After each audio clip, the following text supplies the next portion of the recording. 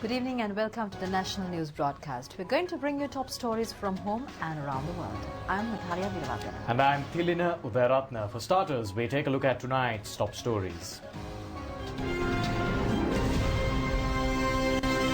All parties should commit to building a much secured world for children. The President emphasizes on World Children's Day.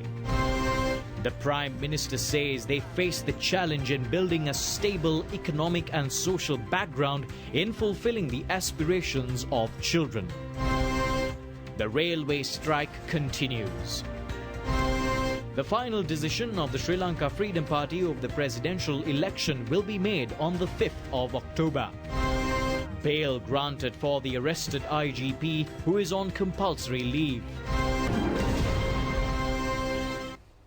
Today is the World Children's and Elders Day.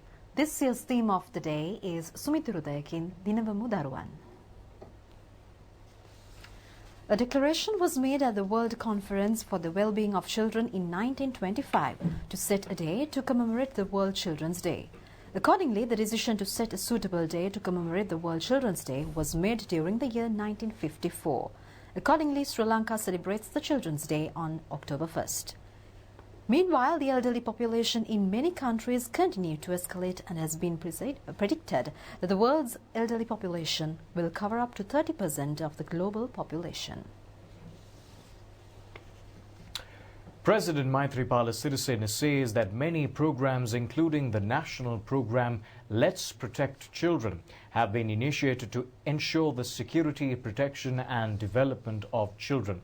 This was mentioned in the message issued by the President marking World Children's Day.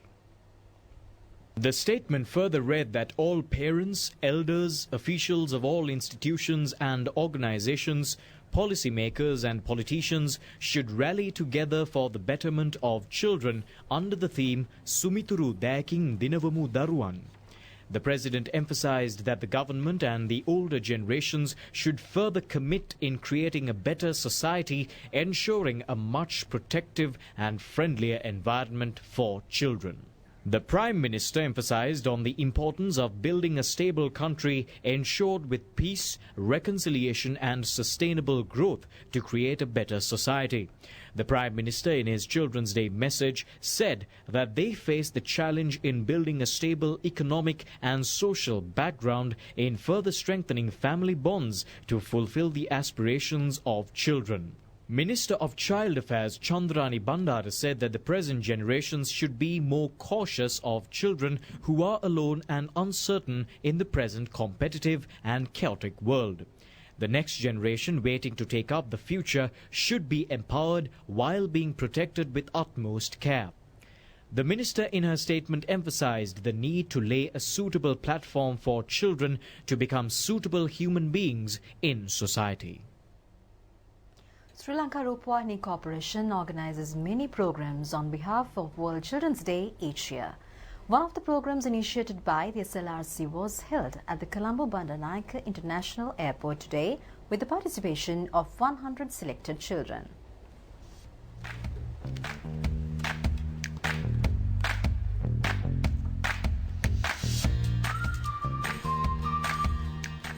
A rare opportunity was given out for the 100 selected children to witness the internal operation of an aircraft. The national television has an immense responsibility to provide meaningful programs for the children at a time when they only get exposed to entertainment programs.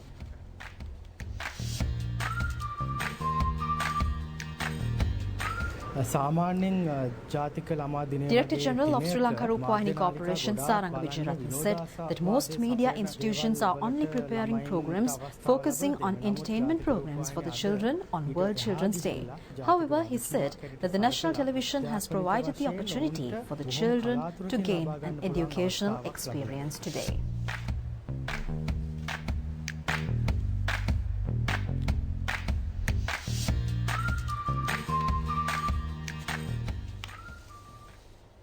Well, on the same note, President Maithripala Sirisena established a new fund for children today. The Let's Protect Children Fund was established at the President's Office for children who are in need of help due to various circumstances. The Let's Protect Children Trust has been established in order to pave the room for persons and organizations that are willing to make donations responsibly and legally, supporting children who are living under extreme poverty, children who have lost their parents, children who have been abandoned by their parents, and supporting children with physical disabilities are some of the tasks set to be carried out through the new trust. This fund will also set to assist children who are, despite being immensely talented, are failing to move forward due to poverty. President Maithripala Sirisena said that a person should consider when to bear the responsibilities and care for elders and children. Therefore, he said that it is the humane responsibility of the society to ensure and nurture the physical and mental conditions of a child stepping into the new world. All leading countries in the world are giving prominence for the protection, nutrition and security of children. He added that a special national trust was established on World Children's Day. The aim of this fund is to extend assistance for financially challenged children with the support of wealthy donors. මානසික තත්ත්වය වඩාත් සුරක්ෂිත කිරීම සහ පෝෂණය කිරීම අප විසින් කළ යුතු මානුෂීය වගකීමක්. ඒ නිසා අපි විතරක් නෙවෙයි ලෝකයේ ඉහළම ප්‍රබල බලවත් ධනවත් පෝසත් ශක්තිමත් අධි තාක්ෂණයෙන් ඉහළ සෑම රටක්ම කුඩා දරුවාට ප්‍රමුඛත්වයක් දෙනවා. ඒ දරුවාගේ ආරක්ෂාව, පෝෂණය, සුරක්ෂිතභාවය මේ කියන කරුණු සඳහා අද ලෝක ළමා දිනේදී ප්‍රධාන වශයෙන්ම අපි මේ අරමුදලක් ආරම්භ කිරීම තුළ ඒක රාජ්‍ය අරමුදලක් විදිහට එය ඉදිරියට ගෙන ගිහිල්ලා ඒක ශක්තිමත් කරලා මේ රටේ දරුවන් වෙනුවෙන් රජය කරන සේවය වගේම රාජ්‍යාංශයෙන් ඒ දෙවෙනි වගේ අනිත් පැත්තෙන් පරිත්‍යාග වලින් පරිත්‍යාගශීලීන්ගෙන් මේ ආධාර ලබාගෙන ඒ දරුවන් අහිංසක අසරණ දරුවන් වෙනුවෙන් විශේෂයෙන්ම උදව් උපකාර කරන්න තමයි මේ අරමුදල අපි පටන් ගන්නෙ. The President officially handed over the donations made by state institutions, including the President's office, Triforces and private organizations, to the Let's Protect Children National Trust.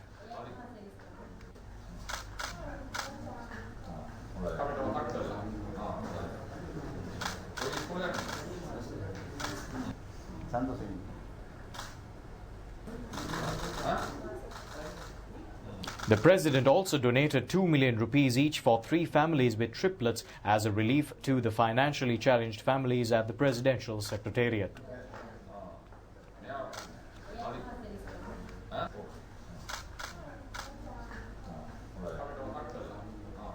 The President also handed over a donation of 1 million rupees to Ramanathan Ramaraj for saving the lives of his children, risking his own life from a fire erupted at a multi-storied building in Kandy recently. The national ceremony for the World Children's Day was held at the Edward Silver Grounds in Mathale today. Sumiturudayakin Dinava Mudaruwan is the theme of this year's celebrations.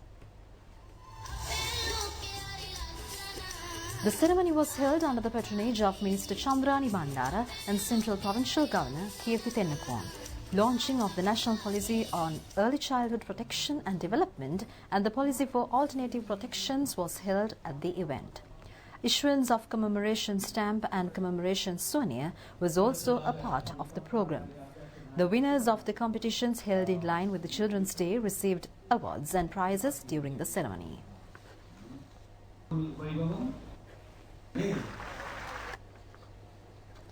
The National Elders' Day ceremony was held at the Salgadu grounds in Anuradhapura this evening.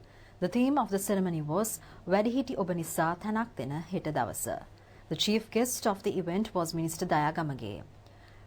Many cultural items performed by elders took place at the ceremony. The 2 most senior elders in the country received Abhisara Pranama awards at the event. Minister Gantha Karunathilaka was also present on this occasion. Well, in quite interesting news, the most senior mother and father who have lived beyond 100 years in the country were felicitated today on behalf of World Elders' Day. The Abhisara Pranama felicitation ceremony was held this evening. K.D. William, who is 112 years of age, was born on the 5th of May in 1907 in Moralia. He is currently residing in Kirindivela. He was felicitated with the Abhisara Pranam Award as the most senior father in the country.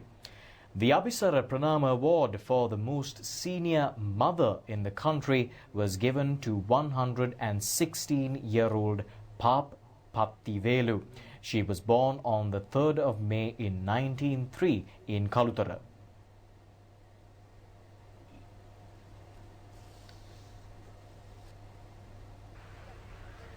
Many elderly parents and older persons can be seen in the roads even today without any care or assistance, though the entire world commemorates World Elders Day. Therefore, everyone shares the responsibility to take steps to provide sustainable solutions to avert such unfortunate situations from taking place in the future.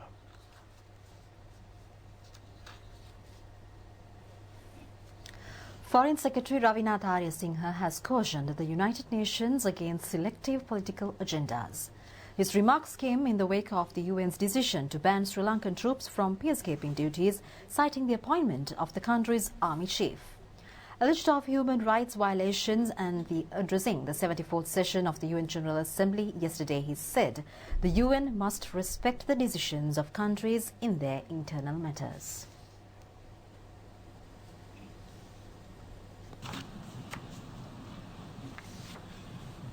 As we persevere in these efforts to reverse the negative trends, our ability to address global challenges have been compromised in recent times by the increasing threat to multilateralism. As the UN approaches its 75th anniversary next year, this is an excellent opportunity to assess its successes and failures, including its engagement with member states.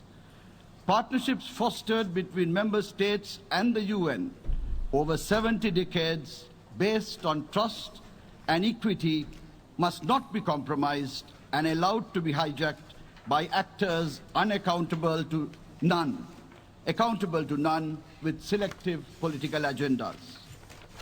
With change in the landscape of global politics, particularly with the emergence of non-state actors, as an organization composed of and driven by sovereign member states, it is vital that primacy and respect be given to decisions taken by member states regarding essentially domestic matters.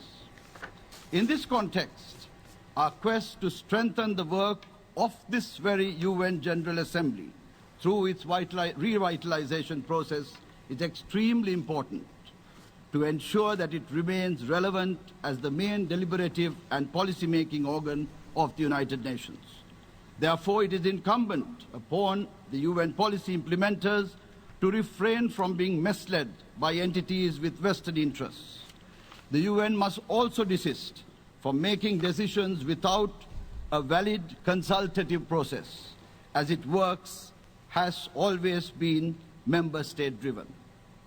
Failure to do so will not only vilify this august body and negate the values that it represents, but will also break the trust of member states, jeopardizing the partnerships within the United Nations. Mr. President, there can be no development without peace. Peace is a catalyst for stability, inclusivity, and socio-economic growth. For nearly 30 years, my country was one of the worst affected by separatist terrorism long before the fight against terrorism became an international buzz phrase. With the defeat of terrorism in Sri Lanka in 2009, for nearly a decade, we experienced an unprecedented peace dividend. However, on 21st April, Easter Sunday this year, this peace was shattered by a heinous attack in Sri Lanka, which took the lives of over 250 of our citizens and foreign nationals and injured many other hundreds. This was an act of radical extremist terrorists who were inspired by and claimed allegiance to ISIS. This challenged the pluralistic processes in Sri Lanka of normalization, reconciliation and development arduously built since the end of the separatist conflict. Despite the attempts of these terrorists to destroy the country's social fabric, the resilience and trust between our communities and the law enforcement authorities ensured that citizens themselves warned of impending attacks and assisted in apprehending the culprits. This incident also reminded that no country is immune to the bane of radicalization, extremism, and terrorism.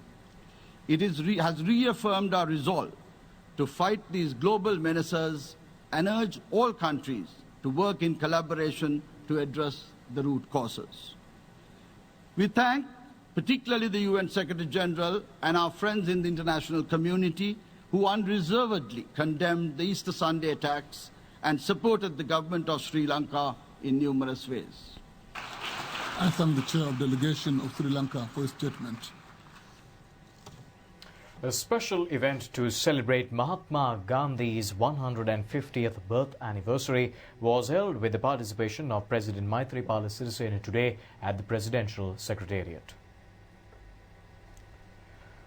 Mahatma Gandhi, the pioneer of India's freedom struggle, is considered as the father of the nation of India. President Maithripala Sirisena and the High Commissioner Taranjit Singh Sandhu offered floral tributes to a portrait of Mahatma Gandhi. Secretary to the President Uday R. Seniviratna and Deputy High Commissioner Vinod K. Jacob and a number of invitees were present at the event.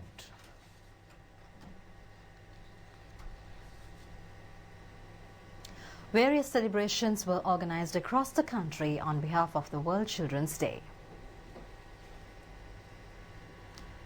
A concert was organized at the Lady Ridgeway Children's Hospital with the aim to entertain the resident children of the hospital. Many artists were present for the event. Prizes were handed over to the children at the event.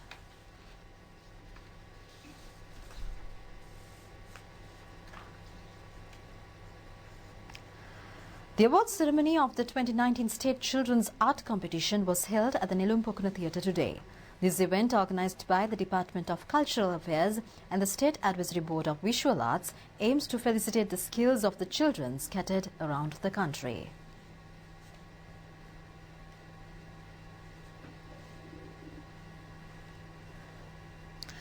Students of 16 schools who received excellent results in the Grade 5 Scholarship Examination and GCE Ordinary Level Examination in the Agunukala Palace Police Division was awarded with scholarships.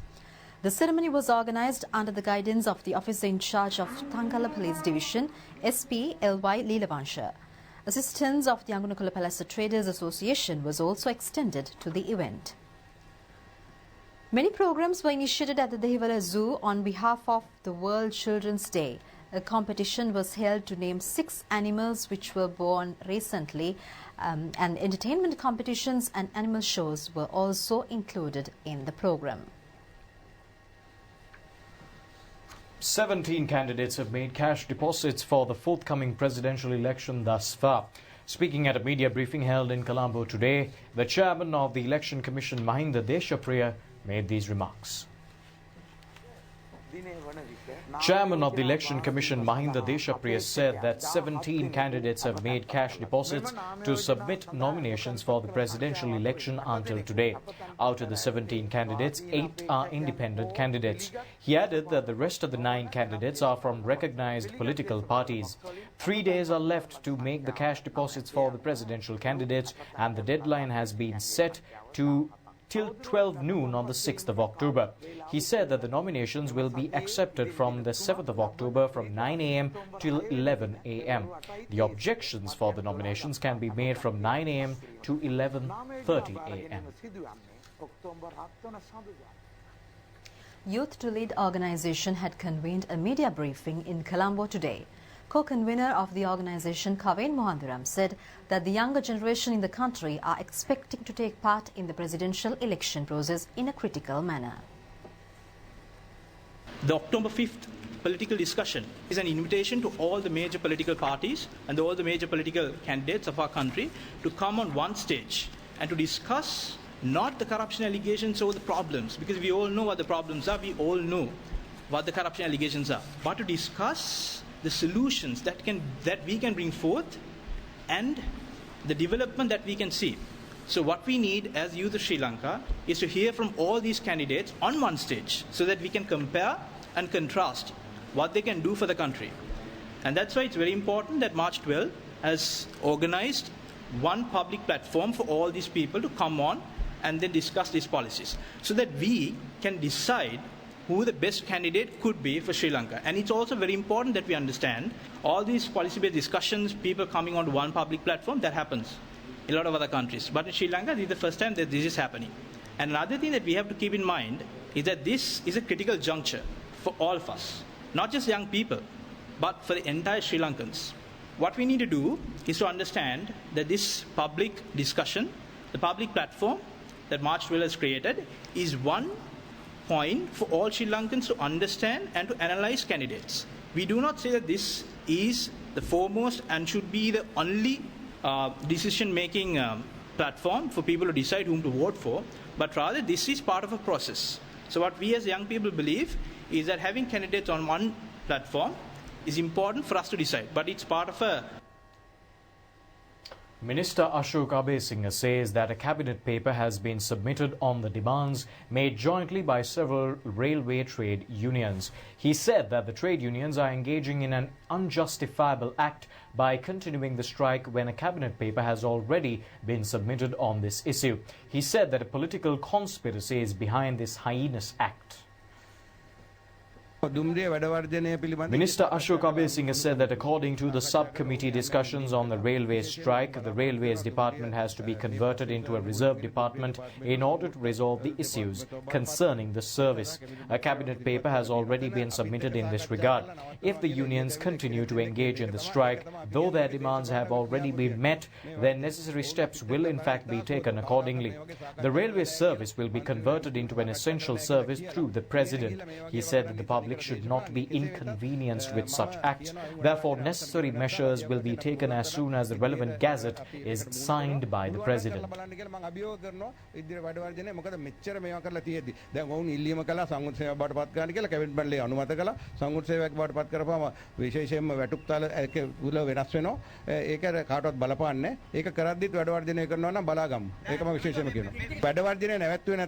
බලන්නකො මොකද කරන්න කියලා මම ඇමතිවරයා වශයෙන් අපි ඒකද මොකද ජනතාවට මෙහෙම තලාපෙලාවින්න දෙන්න බෑ.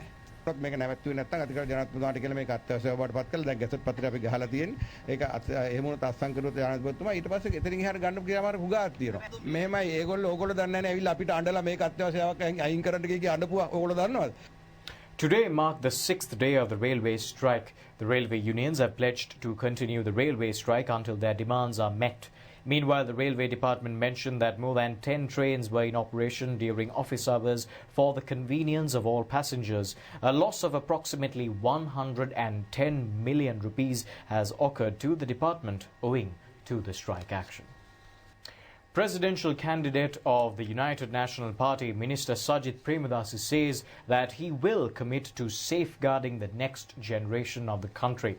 Speaking at a media briefing, the minister said that early education will be provided free of charge under his government. Minister Sajith Premadasi said that a national program will be initiated to eradicate child and infant malnutrition in the country.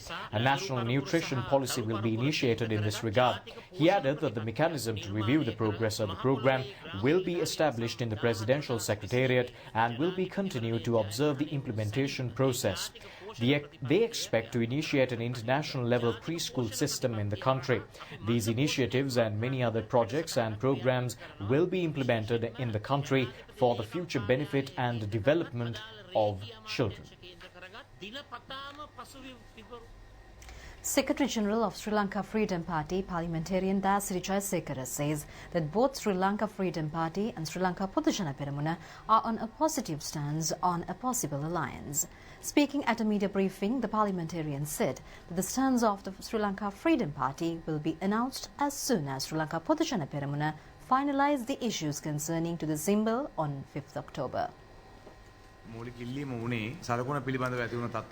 Secretary-General of Sri Lanka Freedom Party parliamentarian Dasri Jayasekara said that they have decided to wait until 5th October with the consent of the President, with the hope for a positive feedback on the final decision regarding the symbol of Sri Lanka Podujana Peramuna.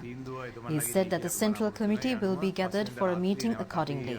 He said that the MOU expected to be signed with presidential candidate Gotabaya Rajapaksa and several opinions and amendments regarding the potential alliance will be discussed during the meeting. The MP said that another discussion will be held regarding the signing of another agreement with Sri Lanka Podujana Peramuna and the conclusions will be presented to the SLPP. He said that they expect to take prompt initiative on this regard with the agreement of the SLPP.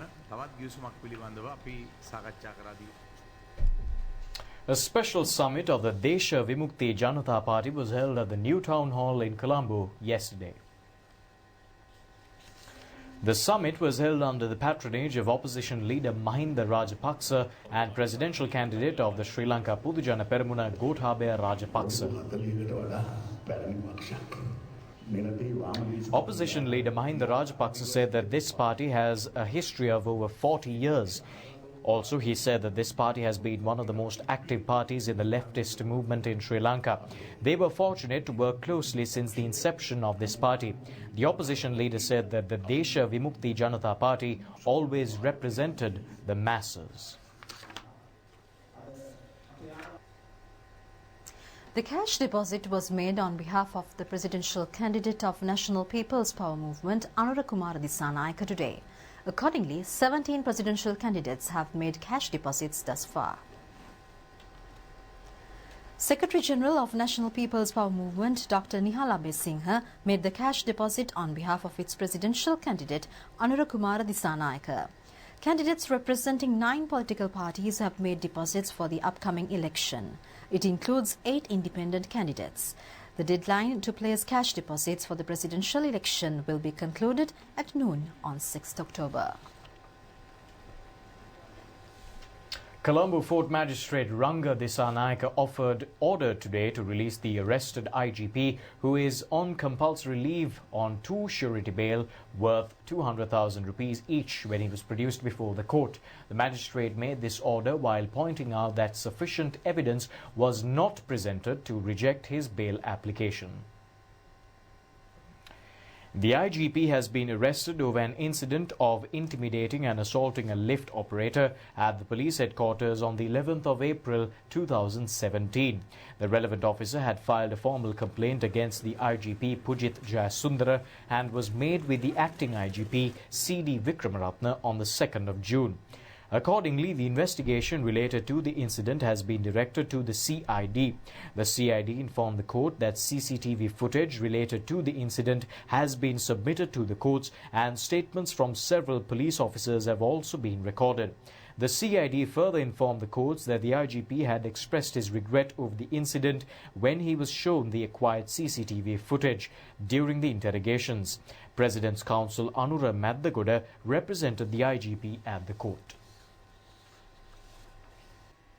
And on your weather update for tonight, the meteorological department says that showers or thunder showers will in fact occur at several places in the western, Sabargamua, central, southern and northwestern and in fact Uva provinces and in the Anuradhapura district after 2 p.m. Misty conditions can be expected at some places in the western, Sabargamua, central, Uva, eastern and north central provinces during the morning. The general public is kindly requested to take all adequate precautions to minimize damages caused by temporary localized strong winds and lightning during thunder showers.